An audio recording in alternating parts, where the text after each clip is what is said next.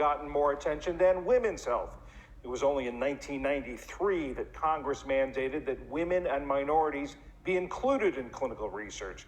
But as Ali Rogin reports, even with improvements over the last 30 years, women's sexual health remains vastly understudied.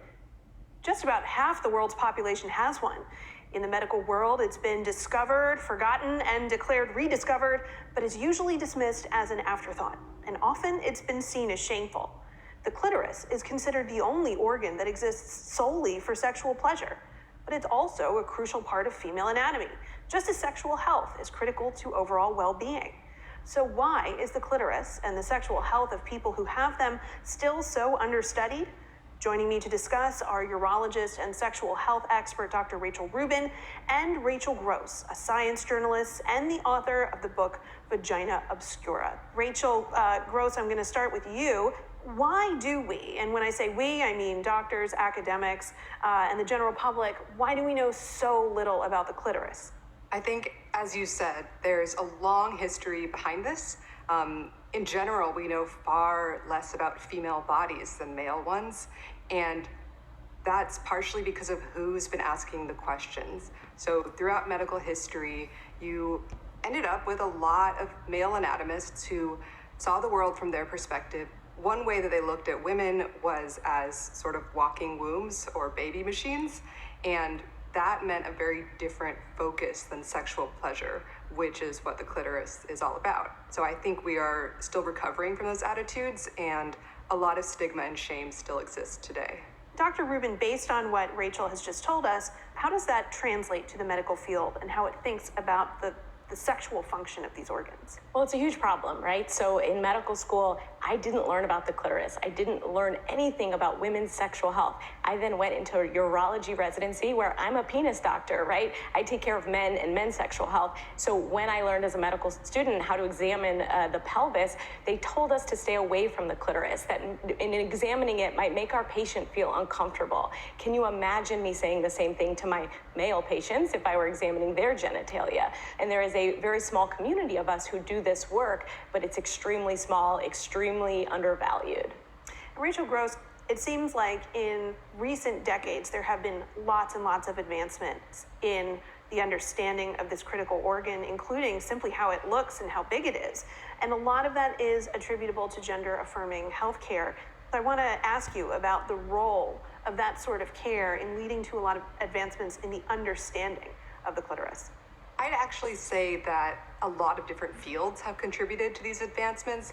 A urologist in Australia, she really kind of brought the world this understanding that had existed before but never went mainstream, that the head of the clitoris is the part you can see and touch, and it's really just the tip of the iceberg. So underneath there's two bulbs and two arms that kind of flare out into the pelvis, and the bulbs hug the vagina and the urethra, and they're all made of erectile tissue. And basically 90% of this organ is beneath the surface.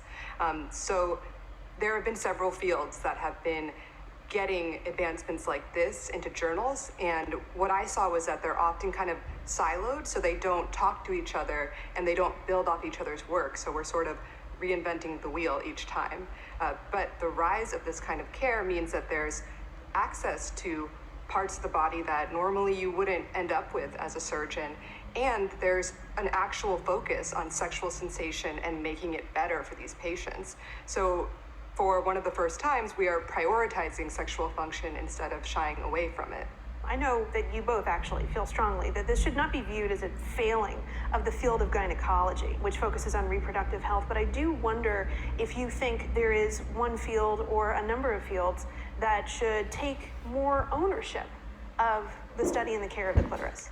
So I think it's unfair to say that gynecologists are supposed to do absolutely everything for all women's issues, right? They're cancer doctors, they're emergency room doctors, they're baby doctors, they're breastfeeding doctors, they're vulva doctors, they're uterus doctors. There is no way they can do it all, and in a 10-minute visit once a year. It's totally unfair and kind of misogynistic in and of itself that we think that that's okay.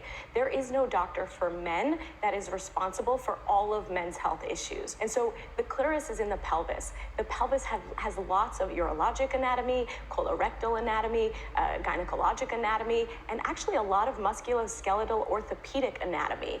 And all of the nerves from the spine are what innervate and let the clitoris do its thing. And the fact that we don't even understand basic anatomy, orthopedic surgeons don't understand the basic anatomy and the innervations of the clitoris because it's not in the textbooks, is a huge problem, because there are consequences when you operate in a pelvis, and a lot of us operate in the pelvis.